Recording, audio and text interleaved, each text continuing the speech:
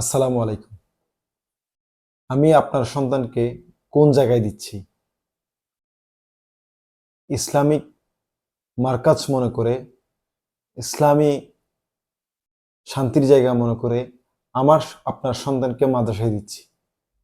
কিন্তু এই মাদ্রাসাগুলো কি করছে আমাদের সন্তানদের সাথে? আমরা তো দেখতেছি না। এই মাদ্রাসাগুলো আপনার আশেপাশে ব্যাঙের ছাতার মতো গজিয়ে ওঠা মাদ্রাসা। এই মাদ্রাসাগুলো এমনভাবে আপনার বাচ্চাদেরকে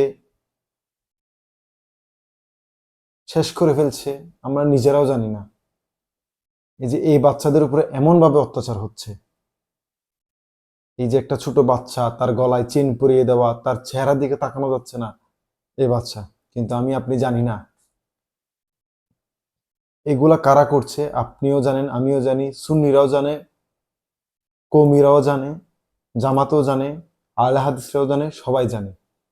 তাহলে আপনারা ব্যাঙের ছাতার মতো মাদ্রাসা করে করে এই বাচ্চাদের কেন নষ্ট করে ফেলতেছেন?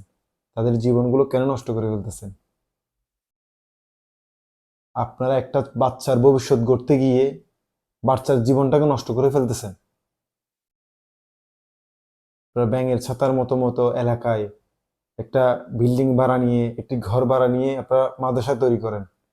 কিন্তু এই যে বাচ্চাদের উপর যে নির্মম অত্যাচারগুলো করতেছেন, আপনাদের ন্যূনতম বিভাগ, আপনারা তো শিক্ষক হয়ে বক্কক হয়ে গেছেন। আপনারা এখন শিক্ষক নয়, আপনারা এখন বক্কক। এই যে মাদ্রাসাগুলোর মধ্যে বলাৎকার হচ্ছে, ছাত্রদের উপরে এত নির্যাতন হচ্ছে, কিন্তু আমরা এখনো সচেতন হতে পারি নাই। আমরা মা বাবা এখনো সচেতন হতে পারি নাই। আমরা এলাকাবাসী কোনো সচেতন হতে পারি নাই।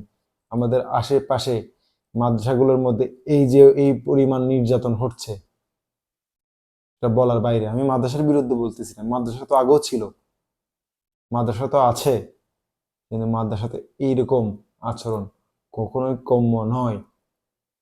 আপনারা দয়া করে এই মাদ্রাসার নামে ভণ্ডামিগুলো বন্ধ করেন, ছোট ছোট শিশুদের উপর নির্যাতন বন্ধ করেন।